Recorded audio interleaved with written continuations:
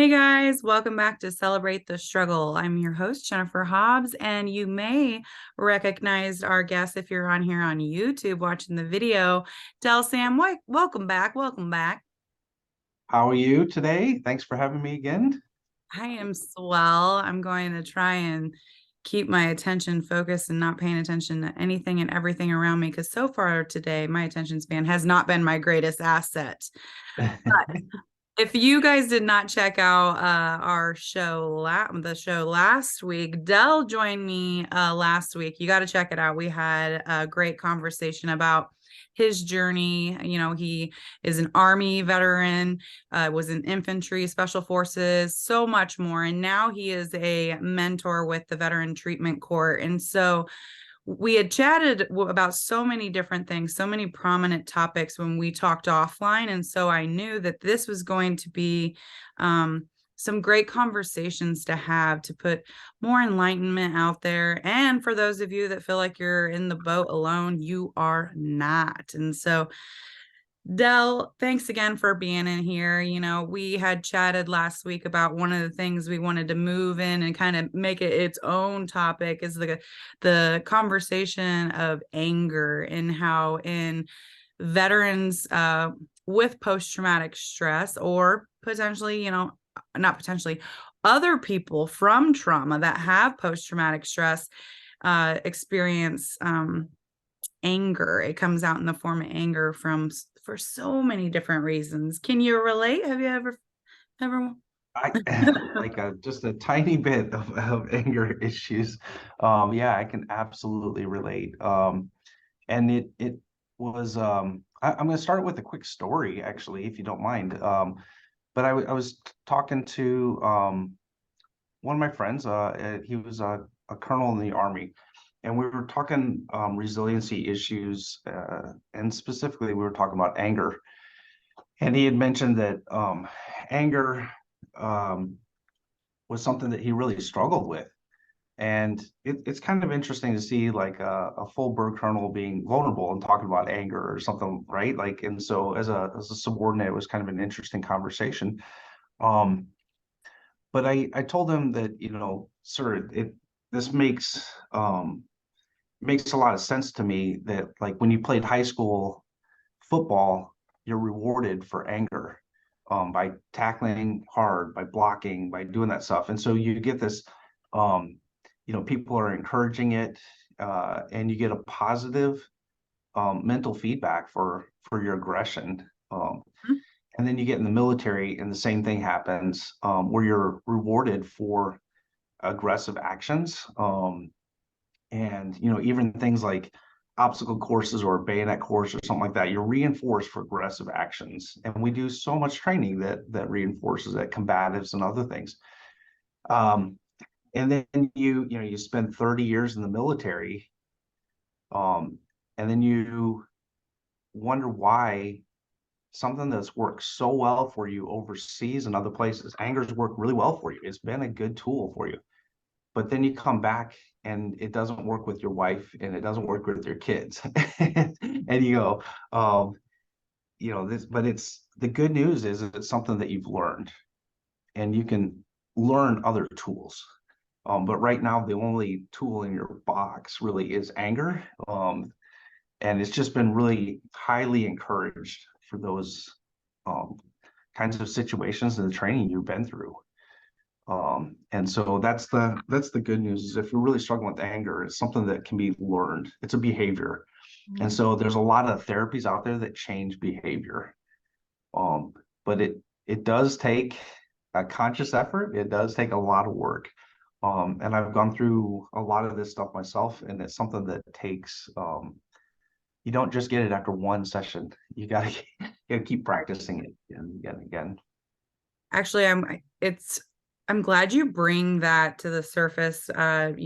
Talking about how in certain environments, including the military, you're rewarded for that assertiveness, that aggression, and displaying those types of characteristics. And it reminds me of warrior reflexes, the term that I've read about. I don't know if we mentioned it on the last call or whether I'm getting it confused with a speaking event I did last week, but warrior reflexes is a term that was used to describe in struggle well, thriving in the aftermath of trauma, and it basically is those ways that you were learned to respond in a combat situation or in a structured military situation.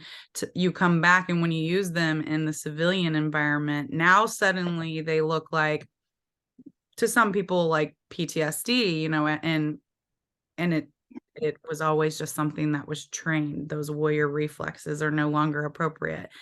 That reminds me exactly of that.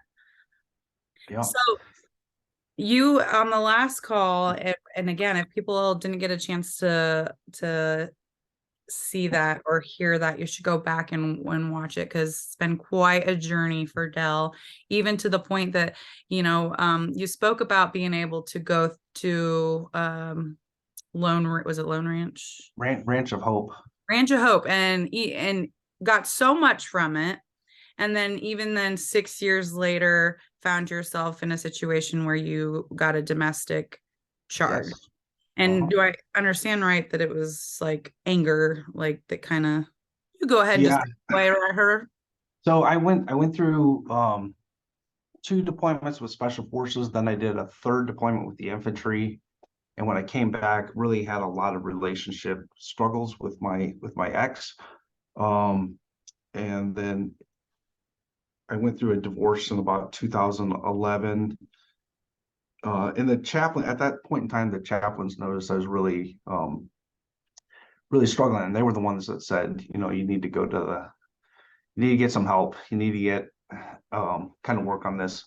And so, as much as you may think that you're keeping it inside or people don't notice, they definitely they definitely notice. And so they recommended a place called the Ranch of Hope for me, and it's just a retreat, and it was one-on-one with a counselor, and it was a week long. And what was nice with that is that when you go through your normal therapy of 1 hour a week, when you're in crisis mode, it's not enough. It doesn't happen fast enough. So something happens big in your life, and you say, "Hey, I've got this crisis. I need some therapy or I need some help," and you want it right now. You don't want it an hour a week where it takes them 4 or 5 weeks to kind of get to know you before they can actually the counselors can actually really start working on things. And so when you think of a 1 week intensive counseling, it's almost like 8 months of therapy in 1 week, and it really kickstarts your therapy. So when you go through crisis, having a week-long intensive is a really good thing to start getting you back in balance, and then you can transition to the weekly stuff. But I found that, like, for big life events, it's really hard to just call up a therapist and say, "Hey, I'd like to meet, an hour a week," when you're going through something big like a divorce or um, Mm-hmm. any other major life event, right? And so there's so many different life events there, but a family member passing away or something like that, some of these things need a little bit more than just an hour a week. And especially if you're not doing therapy at the time. So if it's initial therapy, that'd be really tough to kind of jump into. Um, but I like doing something like the Ranch of Hope. There's different types of retreats out there. Some retreats are kind of um, just a relaxation thing where you go out and maybe you do some yoga or horseback riding and you just kind of relax. Others are more counseling based.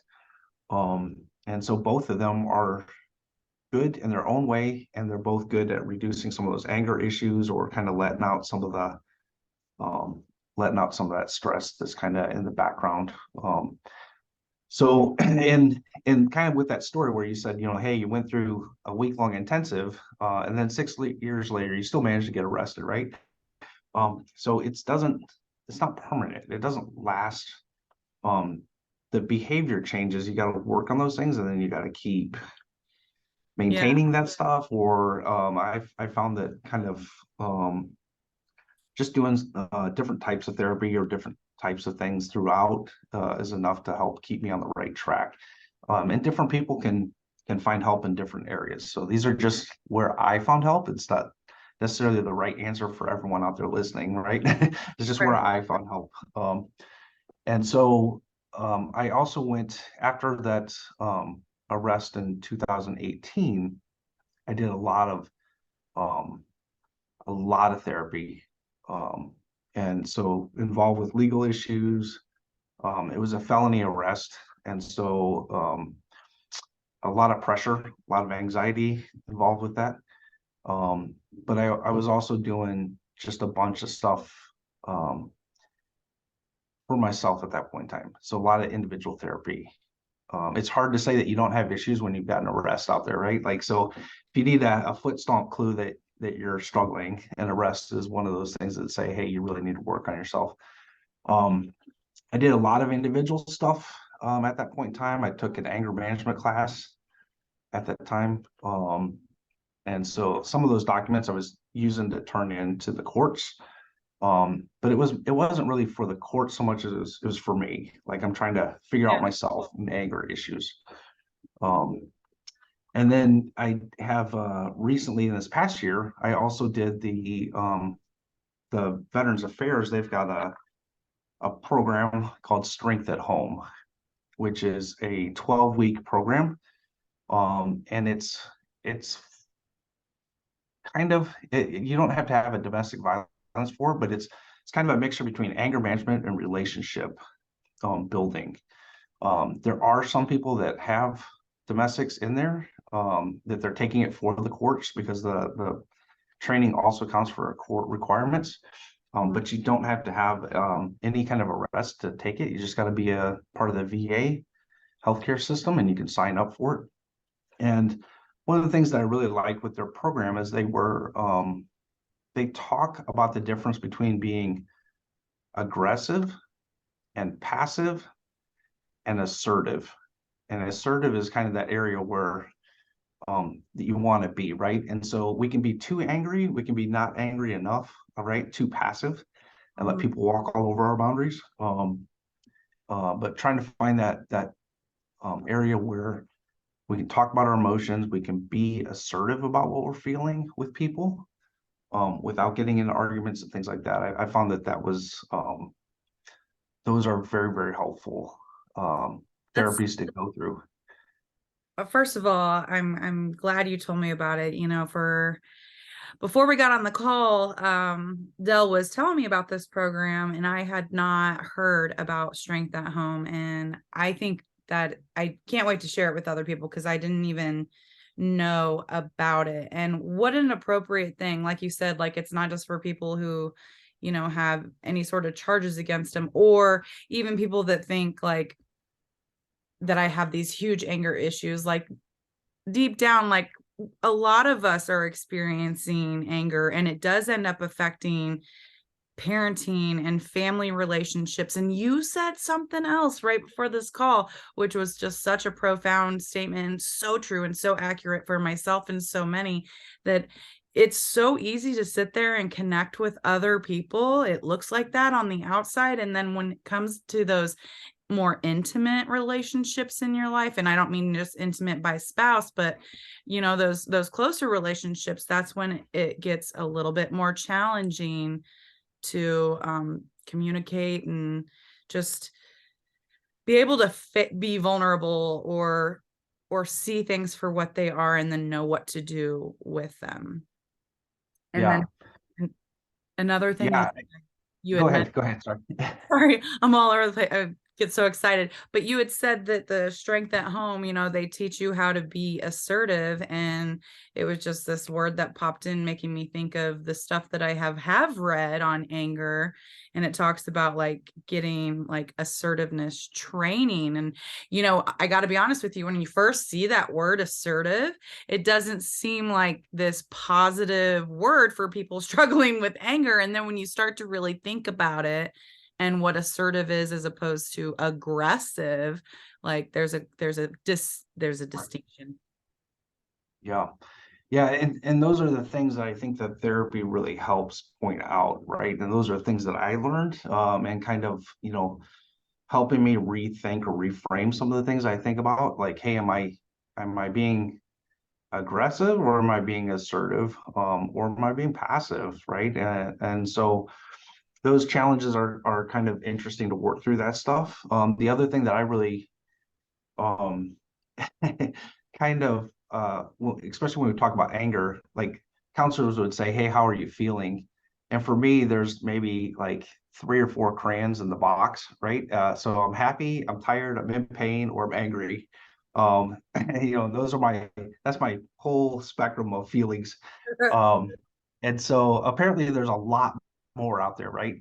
And so, hey, are you just like a little bit mad? Are you like all the way over on the scale of like red line, and so using the right feeling words and stuff like that, those are things that kind of, um, I had to, and I still have to work on those things like, using better words to describe some of your feelings, versus kind of these all or nothing things, right? I'm either happy or I'm angry, and there's no in between, right? Um, and I also know for me, like, and this applies to a lot of people, um, when I'm in pain, I'm a lot more likely to snap at people or be angry. And I'm almost constantly in pain. And so we right now this is a fun time of year for me. Um, when it gets cold, my back starts to act up. And so I know this comes every year. And these are things from carrying a rucksack around in the military, right? Parachuting out of planes, things like that. So military service transitions into some chronic pain issues for veterans. And then these chronic pain things lead to anger outbursts or things like that. Um, Yes. And so on they that affect your emotions. and then sleep deprivation, yet another Yep. thing, Yep. you had also we had chatted about the other VA program, which I am aware of, even though I didn't know the strength at home, but the move program, the VA offers a program where it focuses on like the human as a entire being, the whole health, the whole human being. And we've chatted last time, about how so many struggle with sleeping issues, but yet again, another thing that will bring on so much anger. I was just talking to a battle buddy this morning who, um, this is the time of year, first of all, like since we've returned, he struggles with congestion, and is just getting into environmental hazards at the VA to be assessed there to see that. But this is the time of year where it flares up even more. So that's taking his spoons from him, taking from his Mhm. crayons, taking from his, if you want to call it a crayon box, to although I know you use that to describe emotions, but takes from him. And then on top of that, I know he is an insomniac and gets between 2 and 3 hours of sleep when he gets spurts of sleep. So then you fall into that space of like, what are you going to get? He and I have chatted about, like, who are you going to get today? Are you going to get Santa or are you going to get Stalin? Right. If I'm running on no sleep and I'm inflamed and you're complaining to me about something that seems stupid to me, like, not stupid, but like completely minimal. Yeah, Right. you might get Stalin for the day. Right. So, and I think that those are like those good feeling words where you say, are you irritated? Right? Like a little bit angry, or are you angry? And so, but in the past, like, I kind of like you flash to anger and you go, hey, this is something that's small. It doesn't require, you can be irritated. You don't need to be angry. But I know that I certainly have in the past like kind of struggled with expressing some of those feelings. Um, and so, hey, how are you doing on your scales there as far as like what scale of anger are you? What scale of depression are you? And even things like what scale of happy are you? Are you really ecstatic or are you just like, a slight smile today, right?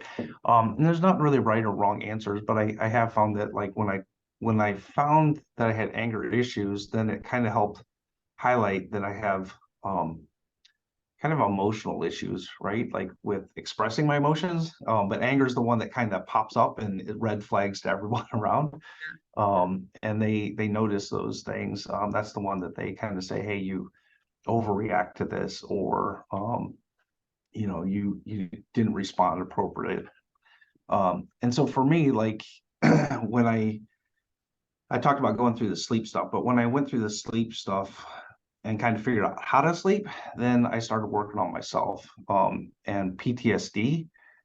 And then that kind of naturally led into talking about feelings and emotions as I worked on myself, Mhm. which then translated into now how do I express some of these emotions and feelings to other people, the people that I'm close to, the people that I don't communicate to. And so, like as we said, it's easy for me to talk to my boss or other people I work with. I'm happy I'm able to communicate with them, but I keep them at a distance, right? And so you're not really letting them in. And for me, that was much harder to, as I say to people, like, I can communicate to everyone except for my wife, right? Like the one person I'm supposed to communicate with is the one that I find the toughest to actually really communicate. And I think one of the things that I really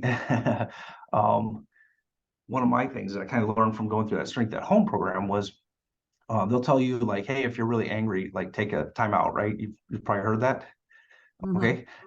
For me, it's kind of the opposite, which is I need to take a time in and actually talk to my wife for like 5 to 10 minutes. And so this is how silly some of my thoughts are, um, but I had explained to her like, hey, I'm going to try this thing with you. We'll do a time in. We're going to talk for 10 minutes, and then that's it. That's all you get. Because if I left it up to her, we would be talking for 8 hours, and I can't handle that. And so I was like, okay, we'll try this like 10-minute thing. And so we do the time in and try to like share something about, I don't know, just kind of dig in a little bit more. And I found it very hard to do. And then there was times where like at 5 minutes, I'm like, okay, I gotta tap out. You know, that's enough questions. And for me, it was and I think maybe for a lot of veterans, it may be like this, maybe for like this for civilians, but I don't like a lot of questions. And Mhm. so when my wife starts asking me a lot of questions about what you're doing and where you're at, I kind of, and I don't know if this is a security vibe from the military, like, if I was overseas and an Afghan person walked up and started asking a question, I would throw up walls immediately, right? Like, why are they asking us questions? What are they trying to get at? And you're trying to see that angle, right? And so, um, when my wife is asking questions like, hey, where'd you go today? Like a simple question like that can throw up a big wall when it doesn't need to be there, right? Mhm. Maybe she was really just asking me like what I was doing that day. Right. But to me, sometimes I tend to overreact by putting up these walls, and that's kind of tied with the anger. Um, it may be some distrust or maybe it's just me. I don't know. And the true answer is I don't really need to know what causes it. I just need to know that it's there and start lowering that wall and saying, okay, I'm going to give you 10 minutes to ask questions, right? And I'm Mhm. going to try not to throw up a wall.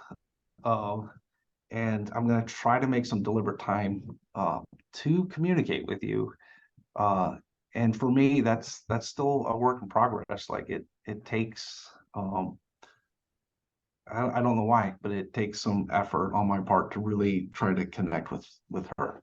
Mhm. So That's a Yeah, another really great perspective there where you say, like, I don't exactly need to know where it comes from. I just need to know what to do with it. Like, just the tools and that we have similar my husband and I are similar in the sense that like sometimes like the questions, the stimulation, I that's what I always have been able to identify it most of the time, like the overstimulation, like, whoa, I'm trying to remember where I was going from one side of the house to the other. Whoa. Actually, he'll laugh at even when it comes to any sort of decision making, right? Like where do you want to eat, from the smallest things of where you want to eat, or like I had said like, "Hey, I have this thing going on in March and like I need to make sure that like you get the kids to school early instead of me taking them." And he was like, "Are you asking me what I'm doing in 2026?" And I'm like, "Calm it down. Calm it down." So it's just again, it's just so much. It could be so overstimulating. And I like that you bring attention to the fact that like we don't have to sit here and stress about why. It's just now what tools do we use Right. to adjust to the situation? Yeah.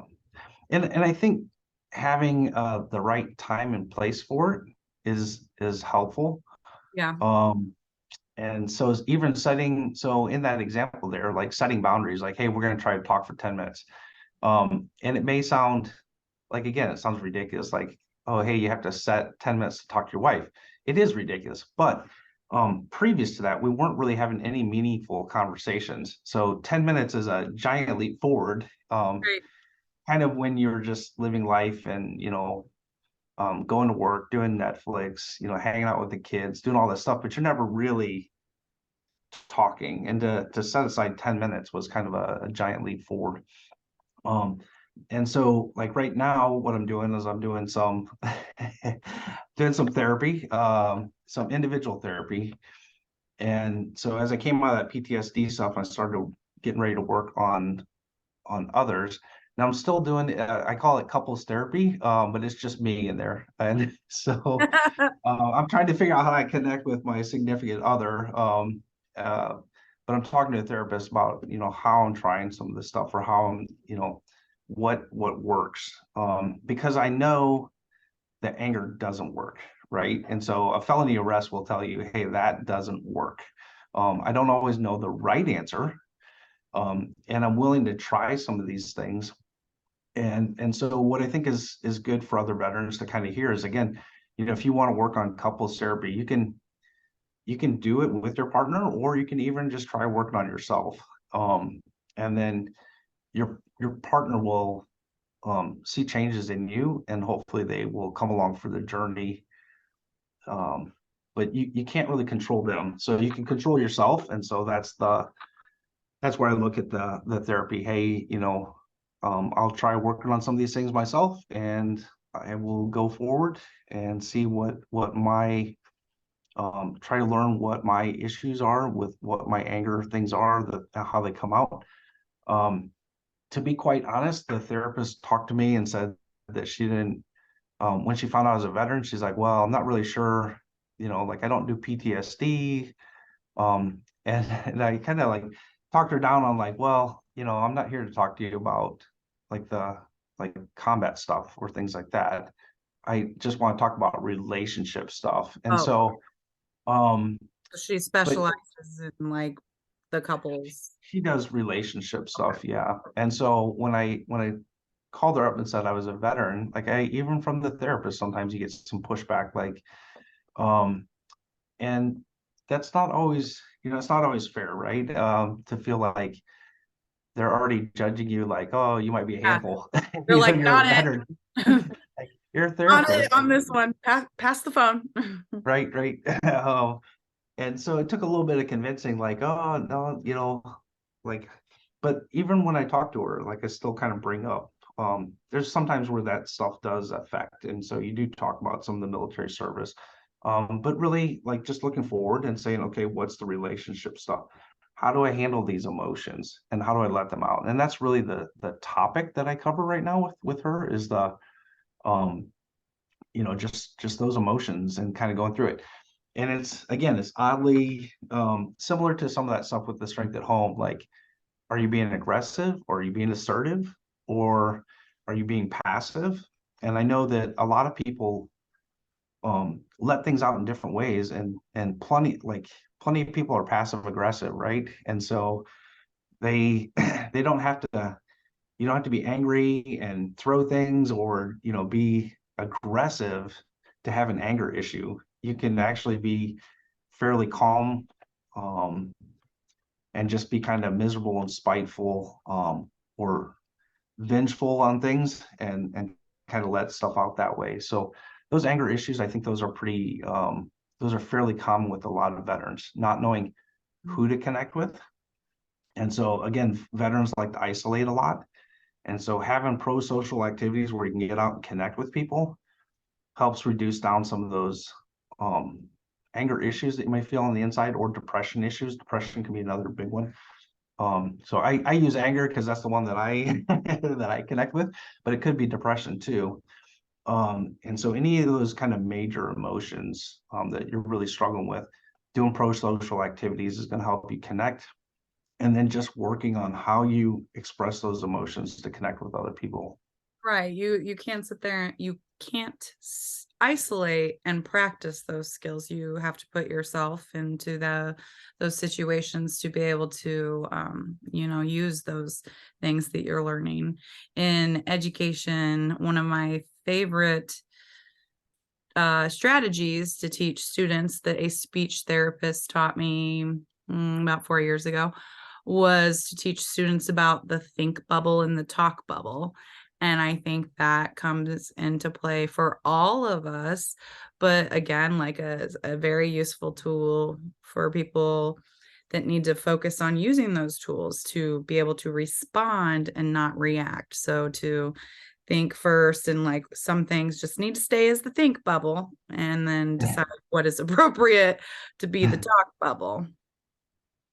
Yeah, that's super funny you guys say that. So I know, like with my wife, um, when I send her something, if I send her a text or something, like if I've got a big question, I know that the first thing out of her mouth is not the right answer, right? And so she needs like 3 days to process some of these like bigger things that I kind of drop on her. But every time I drop kind of that bombshell question on her, she's always going to give immediate feedback. But I also know that like, and so kind of learning how to interact with your spouse or significant other or family is also important, right? And so, hey, where do you want to go on vacation? Well, they may, their first response is probably not where you're gonna end up going, right? And they may be like, "Oh, you haven't taken me on vacation anywhere," or you know, um, or they may say something like, "Wait, where do you want to go?" But it's a timing thing, right? And so to talk through some of these things requires the right time and place. And so, hey, how do you share some of those feelings? Um, and so um, where do you want to go on vacation is kind of an emotion question, but it's not, you're not actually saying the emotions, right? Hey, I would like to spend some time with you and connect with you better, right? So I don't want to say that, right? Like, hey, look, where do we That want was to go on very vacation? good. Uh, and so um, there's a piece in there where you're trying to actually connect when you say something like that. And it could be anything, even as simple as dinner, right? Like, hey, where do we want to go out for dinner? Um, and those are the tough questions for me, right? So what do you want to eat is different than, hey, I want to go out on a date with you for dinner. They both involve eating, but there's different connections in there. And so for me, it was just, how do you try to connect better, and what setting aside time and a place. And so for me, it just started with some of those time ins. And I'm certainly not saying that I'm perfect at this stuff yet. It's still that work in progress, but it's these are the tools that I've tried using that seem to help and work for me. Mhm. So I wanted to tell people real quick before we wrap it up. When it comes to the Strength at Home program that you said you're going through, that's available through the VA, just a couple of questions. Number one, is it available only for, actually, I already know the answer to that. But do you know if any resources available to the families of veterans that will help to like educate the whole family on the effects of trauma? I mean, Yeah, or is that's it such a great question, and I've seen this. So, Strength at Home is just for the veteran, but there's plenty of the VA is slowly starting to lean more towards caregiver stuff, and and I think that there's some smart answers in that area. Um, I do this, we do a veterans art therapy group on Monday nights. And in that group, I let the spouses come along. And I just partnered up with one of the art therapy businesses here in town. And so they run it. Bloomington, Illinois, right? What's that? In- Bloomington, Illinois? Yes. yes, I just want to make sure that everyone who is local to the Bloomington, Illinois knows that Yeah. that's available. So that's through Creative Healing Art Therapy. And so they run that program. But what's really important with that is, as as the veterans are sitting around doing this art therapy, they're talking and their spouses are listening in and hearing these stories. And so this is actually one of the group stuff is one of the most powerful things where I've had, I think, 3 or 4 of the couples say they're now doing couples therapy because the art therapy group, then they got into more individual stuff. And so I kind of laugh about it now, but I call art therapy the gateway therapy. Hmm. And so for the veterans, like therapy can be kind of scary, but something fun like art therapy, um, equine therapy, stuff like that. Those are great ways to get into it. And then once you're out there with your partner, then you're more likely to say, okay, now we can sit down with a one-on-one with the therapist and do more. But it's easy to do it with a group with other people around where you're not as worried. Because again, everybody's got that public face, right? And so, hey, what I'm going to do in public is not necessarily the same as me sitting down one-on-one with my spouse talking. Hmm. Um, but it gets the art therapy was a great way to get to um, more of the relationship stuff. Yeah, And several of the veterans said that they were doing that. I can only imagine. It's actually a gateway therapy. You should probably patent that because that is it's very witty and I'm sure so true. Um, so for veterans that have not heard of the Strength at Home program or taken advantage of it, I just kind of wanted to give them a glimpse of what that looks like because I know for myself, I was asking, is it like a do it yourself? Do you plug in? So will you kind of Yeah. give people a brief lowdown as to what that looks like and how long and whatnot? So Strength at Home was 12 weeks long. So I took it last year. It was about February timeframe, like February through April is when I did, I think. Um, so it's 12 weeks. It was on Zoom. And there's a little bit of homework in between where they're asking you kind of to talk about your feelings or but you've got a whole week to think through that stuff, to connect, to try it out. And so I found that was it's a pretty good pace and pretty helpful. And you said And it was a so group, right? right, it was a group. Our group was led by therapists out of Danville, the VA Danville. Um, and so yeah, um, the whole group, we had 4 people start and 4 people finish, so everybody made it through all 12 sessions. It's not always easy. There's definitely stuff to it, but it's fairly easy. It's user friendly to do at home or to do at work. So I just signed up. I was doing it on like my lunch breaks, and Mhm. so they set up the time. The VA does, so they'll say, okay, here's our next session when it starts, and they've got a time, and if you can make that time, then that's awesome. But you're not doing it in person. It was on Zoom, and so that made it pretty easy. Yep. And then they send you your workbook to work through as just like with the move program, right? Which Mhm. so again helps you to um have something in stone right in front of you so you know just what to be doing and Yeah. brainstorming through the week. Love Yep. it. Well, Yeah. Del, thanks again for joining me again today. Is there anything that you wanted to touch on before? Well, besides you need to get busy working on the patent on gateway therapy, that term there.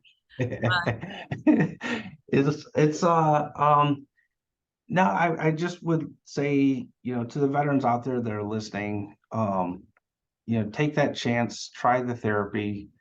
Um, their emotions, their feelings, they're painful sometimes, but it's not going to kill you, right?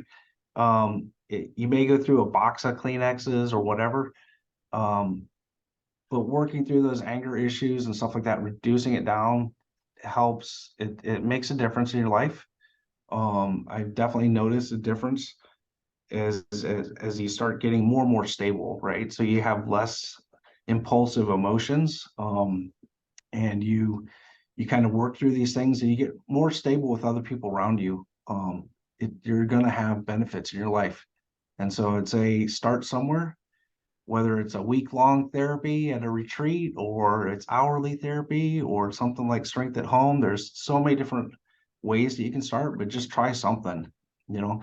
And if you don't feel comfortable doing it on your own, then grab a battle buddy and say, hey, you were in my platoon or you were in my squad, let's do you want to try this together?